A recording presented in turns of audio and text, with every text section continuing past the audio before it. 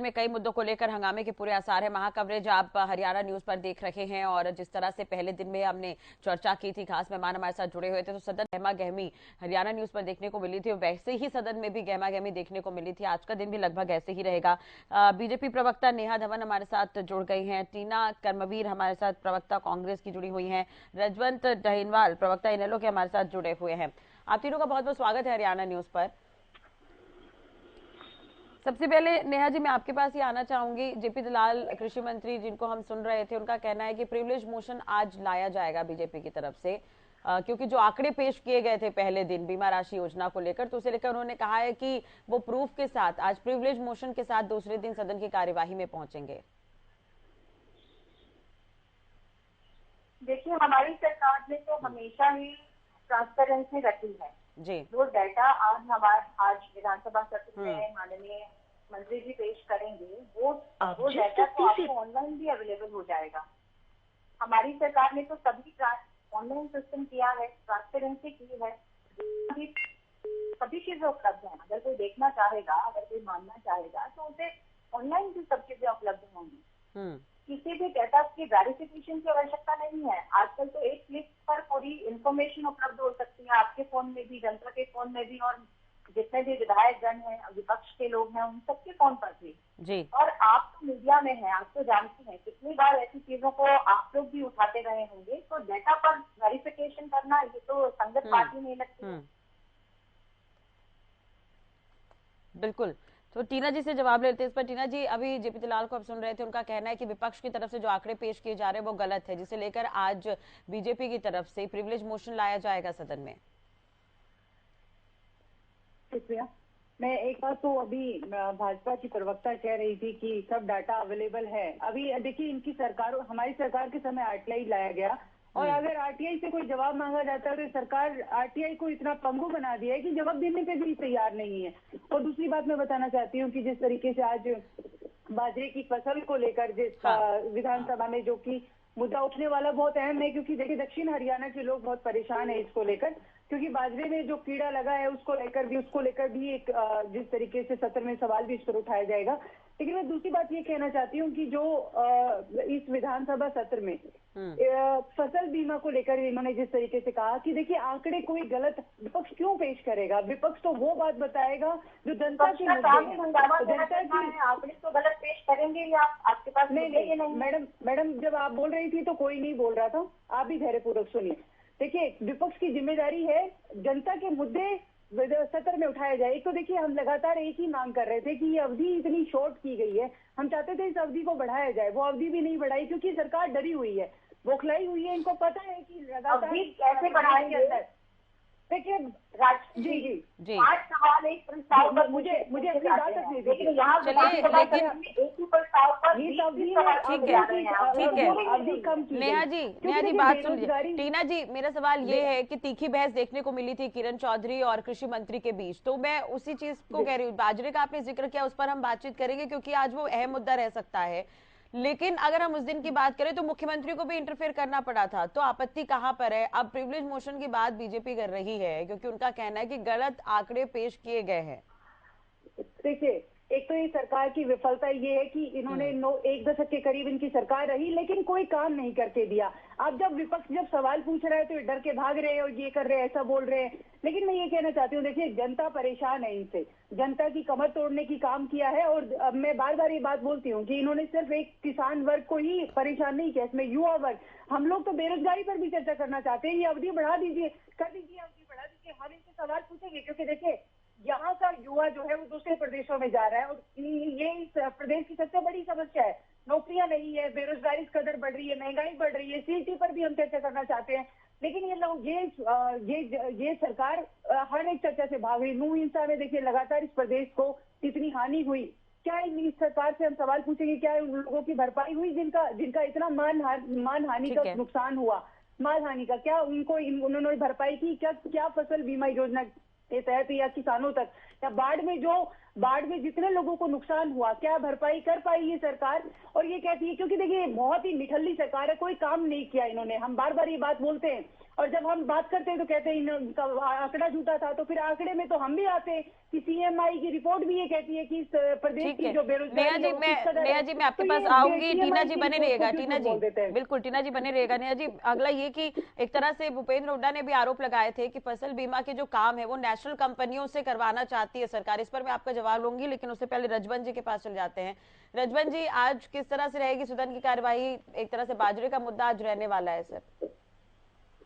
देखिए, सदन की कार्रवाई में जो पर्सन लगे हुए हैं उन पर भी चर्चा की जाएगी, लेकिन कहीं ना कहीं आपने देखा होगा कि एक दिन पहले जब सदन था तो उसमें भी सदन की जो सरकार के जो नुमाइंदे थे, या ये बात करें कि उनके जो विधायक थे, वही सरकार को कटघरे में खड़ा करने का प्रयास कर रहे हैं, कहीं ना कहीं काम कर रहे हैं। अगर हम बात करें नांगल चौधरी के विधायक थे, तो उन्होंने सीधा स्पष्ट तौर पर कह दिया था कि सरकार से सवाल कोई किया जाता है, हर जवाब कोई दिया जाता है। ऐसे ही ये जब उनके विधायक के साथ ऐसी हालात हो रही है, तो विपक्ष के विधायकों के साथ क्या हालात होगी वो तो सबको भली भांति इस चीज से परिचित है। मैं एक चीज और भी बताना चाहूंगा कि सरकार में, इस सरकार में अगर बेरोजगारी की बात की जाए तो चौधरी अभय सिंह चौटाला ने एक जो जिस प्रकार से विदेशों में जो हमारे हरियाणा के युवा अपनी जमीन जायदाद बेचकर और वहां पर जा रहे हैं गलत तरीके से, वहां पर क्योंकि वो बेरोजगार है और वो गलत तरीके से जा रहे हैं, एजेंटों के माध्यम से जा रहे हैं, और वहां पर उनको बड़ा नुकसान झेलना पड़ रहा है। कहीं ना कहीं उनको अपने जान जोखिम में डालनी पड़ रही है, जान से भी हाथ धोना पड़ रहा है। सरकार ऐसे क्या प्रयास कर रही है कि हरियाणा के युवाओं को विदेश पलायन से रोका जाए, जो अपनी जमीन जायदाद बेचकर वहां जा रहे हैं? इसके लिए कोई रूपरेखा कोई तैयार की? ये भी एक चर्चा का विषय है, या एक ये भी बहस का विषय है कि जब हमारी जो शिक्षा है, उस शिक्षा की जो नीति है उसको कहां तक इम्प्लीमेंट किया? उसमें आज भी किसी प्रकार की जो एक पीछे का जो चला हुआ था उसी पर आज भी हम चले हुए हैं।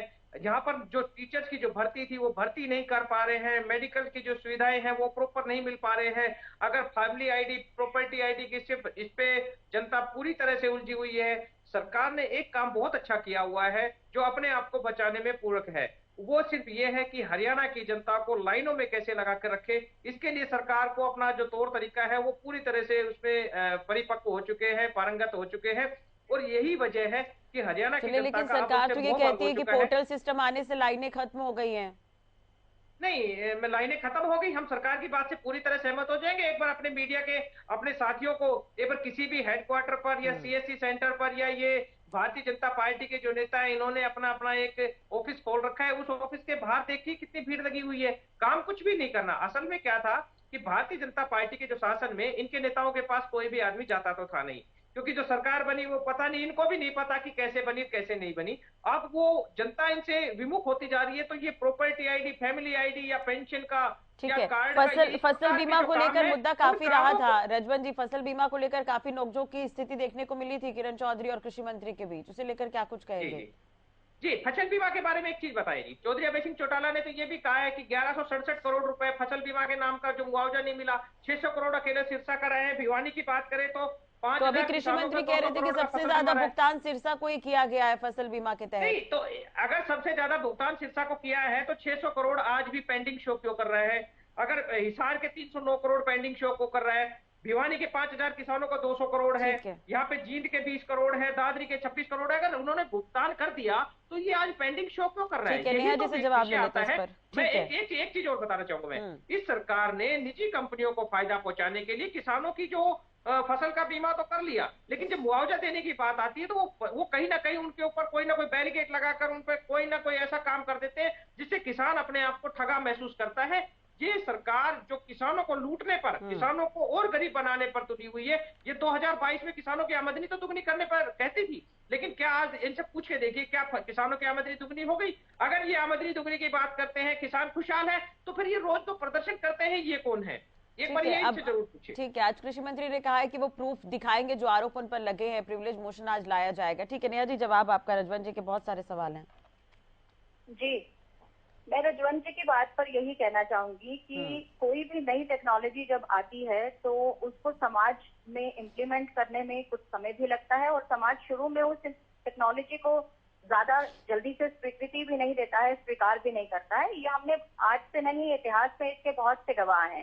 चार्ल्स डार्विन हो चाहे नेल्सन मंडेला हो, उनके विचारों को भी समाज ने बहुत इजीली एक्सेप्ट नहीं किया था। जब भी कोई समाज में नया विचार आता है, कोई भी बदलाव आता है, तो उसको इम्प्लीमेंटेशन में समय लगता है। इन लोगों के समय में क्या होता था कि लोग इनके पास में जाते थे, इनको राजा महाराजा जैसी फील आती थी। जब तक इनके दरबार में भीड़ जमा नहीं होती थी, तब तक लोगों के काम नहीं होते थे। तो वही जो नेताओं की जो भूमिका है, राजनेताओं की जो भूमिका है, वही ये भूमिका वापस चाहते हैं। तानाशाही वाली भूमिका ये वापस चाहते हैं। इनके दरबारों में भीड़ लगनी चाहिए। किसी चीज से ये बौखलाए हुए हैं कि अगर सभी चीजें ऑनलाइन होगी तो इनके दरबार में हाजिरी भरने वालों की संख्या कम हो जाएंगी।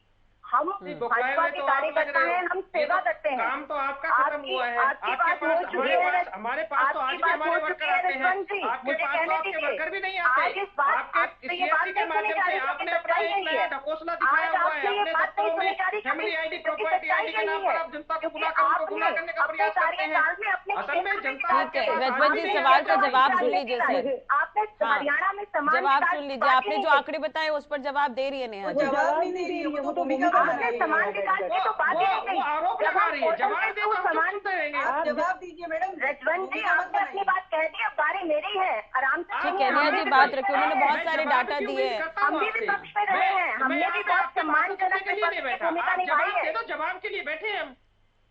क्यों आप सुनेंगे क्यों नहीं? हम आपकी बात सुन रहे हैं तो आप भी सुनेंगे हमारी बात को। हमें भी बात रखने का अधिकार है।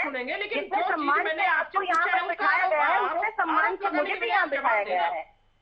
उन्होंने यही पूछा है कि पेंडिंग क्यों है, फसल बीमा की राशि अभी तक पेंडिंग क्यों है, क्यों नहीं दी गई? उन्होंने डाटा भी बताया है। जवाब दूंगी राजश्री जी। मैं इनकी बात सुन के केवल जो ये सुनना चाहते हैं उस बात का जवाब क्यों दूं? मैं इनकी पूरी बात का जवाब दूंगी। जब इन्होंने संपूर्ण बात रखी है तो मेरी बात का जवाब किसानों का मुआवजा क्यों नहीं मिला? देखिए, आप पोर्टल के खिलाफ क्यों है? पूरी बात यही है कि आपको आपके दरबार में भीड़ चाहिए, आपको राजनीतिक माहौल चाहिए। जब हमारी सरकार ने डोर टू डोर जाकर घर बैठे ऑनलाइन मोबाइल पर काम शुरू कर दिया, तो आपको ये समस्या होगी कि जब लोग आपके दरबार तक चल के नहीं आएंगे तो लोगों के काम कैसे होंगे? हमने वो काम करना शुरू किया है तो आपको पोर्टल से आपत्ति हो गई है। आज ट्रांसपेरेंसी पोर्टल के माध्यम से आई है। अगर पोर्टल चलते नहीं होते तो परसों विधानसभा सत्र में 25 तारीख को विधानसभा सत्र में जो डाटा रखा गया कि 1,34,000 समथिंग जो है वो ऑनलाइन एप्लीकेशंस आ चुकी हैं क्षतिपूर्ति पोर्टल पर। तो अगर पोर्टल चलता ही नहीं है तो इसमें लाखों लोगों ने 6,66,000 एकड़ जमीन का जो क्षतिपूर्ति का डाटा है वो कैसे उपलब्ध करा दिया? आप तो हर रोज डिबेट पे बैठकर ये बोलते हैं जैसे एक भी व्यक्ति का डाटा अपलोड नहीं हो रहा है और पोर्टल काम नहीं कर रहे हैं। हम लोग घर बैठे हैं, चैन से सो रहे हैं, हमें समाज की चिंता नहीं है, हमें हरियाणा प्रदेश की चिंता नहीं है, किसान भाइयों की चिंता नहीं है, हर वर्ग की चिंता नहीं है। लेकिन हमने चिंता की है, तभी तो इतने 6,66,000 जो है एकड़ जमीन का डाटा ऑनलाइन पोर्टल पर आ गया। उनका इंटरनेट कैसे चला? उनको पोर्टल कैसे चलाने आया? आप चाहते ही नहीं है कि समाज जो है वो शिक्षित हो, वो आगे बढ़े, नई टेक्नोलॉजी के साथ जाए और अपने संपूर्ण भारत देश में दूसरे जितने भी प्रदेश नेहा जी बाजरे पर जवाब दे दीजिए। नेहा जी, आज का मुद्दा बाजरा रहने वाला है, बाजरे पर मेरा सवाल आपसे। देखिए, मैं सिर्फ इनसे एक ही बात पूछना चाह रही हूँ, जितने भी पैनल पर पैनलिस्ट बैठे हैं वो अपनी सरकार का ब्यौरा ये दे दें, क्या उनकी सरकार के कार्यकाल में बाजरा MSP पर कभी खरीदा गया?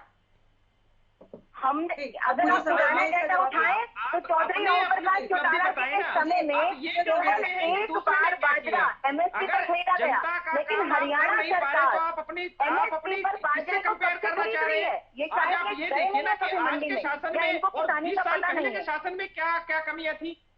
ठीक है नेहा जी, देखिए कमियां रही होंगी, इसीलिए कमियां रही होंगी इसलिए जनता ने अभी चुना है। सत्ता पक्ष में जो सरकार बैठी उसे जनता ने चुना है, क्योंकि पिछली सरकार में कुछ कमियां रही होगी तो जनता ने इसलिए मौका दिया है, इसलिए अब विपक्ष भी सवाल कर रहे हैं। वही काम करने वाली है। 2,43,000 किसानों का सड़कों पर कौन लोग हैं? सड़कों पर यही लोग हैं। सड़कों पर कांग्रेस के कार्यकर्ता हैं, आम आदमी पार्टी के कार्यकर्ता हैं, इनेलो के कार्यकर्ता हैं। किसान तो कर पाएंगे। ठीक है टीना जी,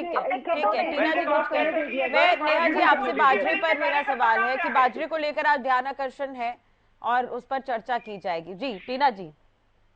जी देखिए, अभी की न्यूज है ये। 20,000 जो महिलाएं हैं, आशा वर्कर जो है, धरना दे रही हैं ये समस्या नहीं है क्या? ये भी कह देंगे तो कांग्रेस के कार्यकर्ता है, आम आदमी पार्टी की कार्यकर्ता है, कितनी बड़ी मतलब ये देखिए पहले सरकार याद नहीं होगा, आप कभी आंगनबाड़ी सेंटर ही नहीं गई होंगी। 1200 रुपए मंथ के काम करती थी आशा वर्कर। बनाती रहेंगी। बहुत बहुत बड़े बड़े नेताओं के आपने लीडर्स के नाम लिए हैं, आप मुझे बिल्कुल बने रहेगा आप सभी हमारे साथ। तो किरण चौधरी के खिलाफ लाया जाएगा प्रिविलेज मोशन, जिस पर हम चर्चा भी कर रहे हैं। अभी इस पर ही बात हो रही है कि फसल बीमा को लेकर जो पहले दिन जो नोकझोंक की स्थिति देखने को मिली थी, जिसमें मुख्यमंत्री का भी इंटरफेयर था, डिप्टी स्पीकर ने भी इंटरफेयर किया था और काफी गहमा-गहमी देखने को मिली थी। फसल बीमा योजना को लेकर गलत जानकारी देने का आरोप यहां पर लगाया गया है। किसानों के जबरन पैसे काटे जाने वाले बयान पर लाएंगे प्रिविलेज मोशन, जेपी दलाल ने ये कहा है। ये बड़ी खबर हरियाणा न्यूज से बातचीत में बोले कैबिनेट मंत्री जेपी दलाल, और इस पर ही हम अभी चर्चा भी कर रहे हैं कि प्रिविलेज मोशन को लेकर उन्होंने बात की है। हमारे संवाददाता जब उनसे बातचीत कर रहे थे कृषि मंत्री से, उन्होंने कहा है कि किरण चौधरी के खिलाफ प्रिविलेज मोशन लाया जाएगा। सदन में किरण चौधरी के खिलाफ प्रिविलेज मोशन लाया जाएगा। ये बड़ी खबर, प्रधानमंत्री फसल बीमा योजना को लेकर गलत जानकारी देने का आरोप उन्होंने लगाया है। चलो एक बार फिर से चर्चा की तरफ वापस आते हैं। टीना जी, मैं आपसे बात कर रही थी, आप अपनी बात पूरी करिए, लेकिन उसमें यह भी सवाल ये कि किरण चौधरी के खिलाफ प्रिविलेज मोशन लाया जाएगा, ये कृषि मंत्री ने कहा है हरियाणा न्यूज पर। देखिए, कोई डाटा गलत नहीं है, ये डाटा सच्चा है, लेकिन सही डाटा है, करेक्ट डाटा है, लेकिन ये सरकार बचना चाहती है, अपने आप को सेव कर रही है। आप सोचिए, किसानों के बीच जब ये जाते हैं, पहली सरकार यही रही है भारतीय जनता पार्टी की, किसानों के ऊपर लाठियां डंडा चलाने का काम भारतीय जनता पार्टी ने किया है। हमारी चाहे विपक्ष की जितनी भी सरकारें रही, आप बताइए कब किसानों ने धरना दिया है, और वो भी इतना लंबा धरना दिया है, क्योंकि और सिर्फ किसानों ने धरना नहीं दिया है, युवाओं ने धरना दिया है, महिलाओं ने धरना दिया है। इन्होंने काम क्या किया है, और ये बड़ा खुश होकर सत्ता की मलाई खाएंगे ये, और सवाल पूछेंगे विपक्ष से कि विपक्ष ने पिछले समय क्या काम किया था। आप कैसे मलाई खा रहे हैं सत्ता की बैठ के? जब आप सत्ता में है तो आपको जवाब देही आपकी बनती है, ना कि विपक्ष की बनती है, ना कि पिछली कमियों को ध्यान में लाया जाता है कि पिछली सरकारों ने ये किया था, उसकी तुलना हम आज करेंगे। अगर आपको बैठाया है तो किसान वर्ग आज क्यों बार बार देख रहा है? किसान वर्ग ये जो मानसून सत्र ये क्यों अहम है? क्योंकि किसान वर्ग इसका आखिरी सत्र होगा, क्योंकि अभी सरकार जाने वाली है, और ये बार बार जो है किसान इसलिए देख रहे हैं, वो चाह रहे हैं कि हमारी समस्याओं को उठाया जाए इस सदन में उस पर चर्चा हो कि जो हमने झेला है। क्योंकि देखिए, किसान वर्ग इस प्रदेश के अंदर, वो पूरे अगर देश की बात की जाए, हरियाणा का किसान सबसे ज्यादा दंश झेल रहा है। क्यों झेल रहा है? क्योंकि इन्होंने कोई कार्य नहीं किया, क्योंकि ये किसान ही हित नहीं, ये किसान विरोधी सरकार रही है। और ये किसान विरोधी है, सिर्फ इसी साल की बात नहीं करेंगे कि बाढ़ से पीड़ित है या उनको फसल मुआवजा नहीं मिल रहा है, और बार बार गुमराह करने के लिए ये किसानों के हित में काम नहीं करती, सिर्फ पूंजीपतियों की सरकार है, पूंजीपतियों के फेवर में काम करेगी, और किसानों के हिस्से इनको कोई लेना देना नहीं है। अभी मैंने बोल रही थी कि हमारे समय में ऐसा किया गया, जब हुड्डा सरकार थी, 1 दशक तक सरकार रही, कोई एक किसान आप लाकर बता दीजिए कि एक डाटा लाकर बताइए, यहाँ पर पेश कीजिए और सदन में पूछिए, अपने नेताओं से कहिए। आप अपने नेताओं जो इनके नेता है, वो कोई सवालों के जवाब देने की बजाय इधर उधर गुमराह करने की कोशिश कर रहे हैं। जी चलिए, लेकिन बार बार कृषि मंत्री तो कहते हैं कि जब जो बाढ़ से जो फसलों का नुकसान हुआ है उसका हम आकलन करवा रहे हैं। अगर किसान प्रदर्शन करते हैं तो क्या कहा जाता है कि गिरोह के रूप में। जब देश के प्रधानमंत्री झूठ बोल सकते हैं, मुख्यमंत्री झूठ बोल सकते हैं, मुख्यमंत्री जब आके ये बात बोलते हैं कि पुणे हम सुरक्षा नहीं दे सकते, इतिहास के बारे में जानकारी नहीं है। आप अपनी पार्टी में शामिल हुई हैं, पहले उसके इतिहास के बारे में पढ़कर आइए, उसके बाद प्रधानमंत्री नरेंद्र मोदी जी के बारे में कोई बात नहीं की।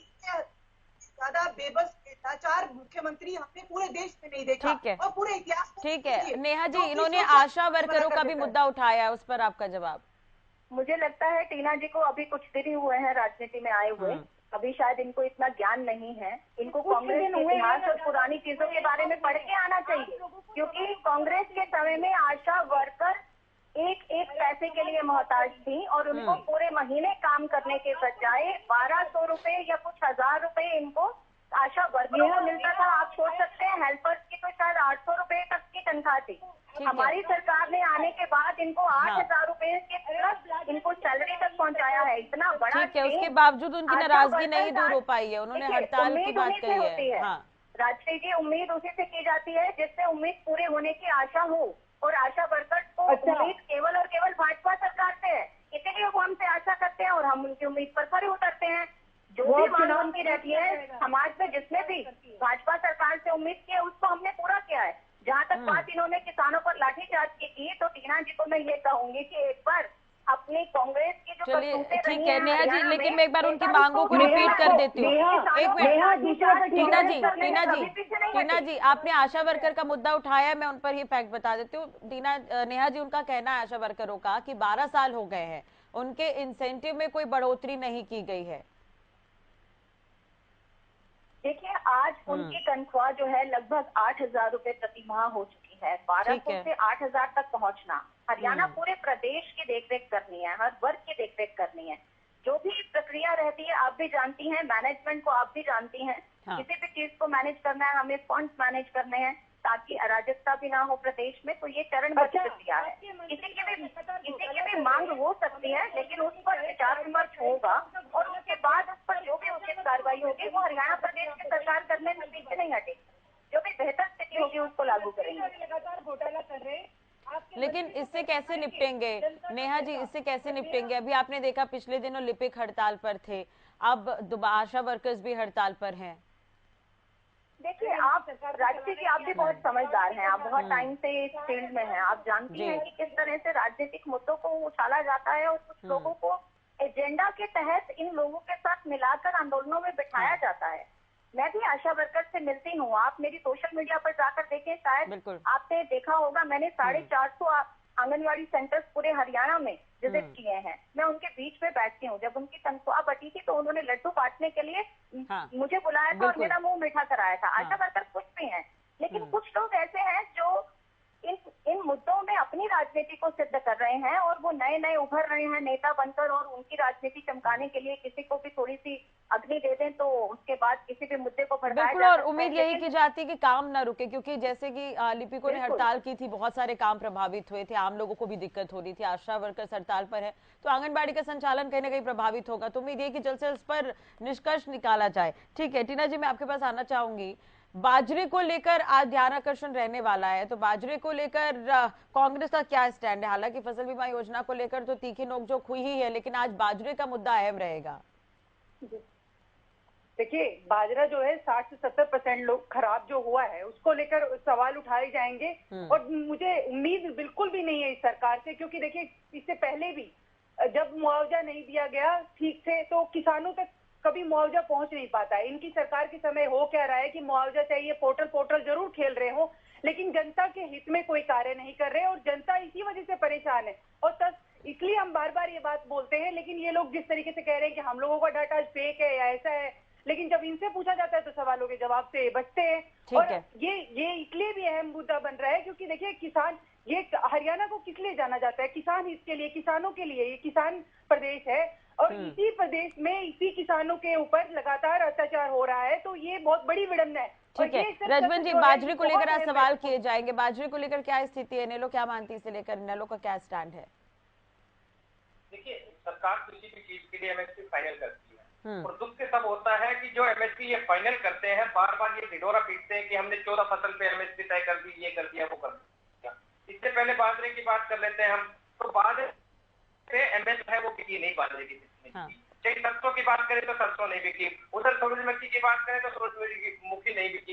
ये केवल एमएसपी की बात करते हैं, धरातल पर वो लागू नहीं होती। मैं बाजरे की बात उसी पे बता देता हूँ।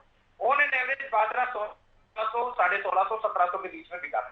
ठीक है। और सरकार ने जब परेशान सरकार से डिमांड की तो सरकार ने उनको भावांतर के रूप में शायद 400 रुपए कुछ देने का काम किया था। जो भी आधे अधूरे लोगों के वहां पे खाते में आए थे, और इनको भावांतर भरपाई भी देने के बाद भी उनको 250 रुपए 300 रुपए पर क्विंटल उनको नुकसान उठाना पड़ा। और ये भी तब हुआ जब वहां पर उन किसानों का बाजरा कभी उनमें कोई कमी निकाली जाती थी, कहीं नमी बताई जाती थी, उनका काला बाजरा बताया जाता था, उनका कहीं खराब बताया जाता था।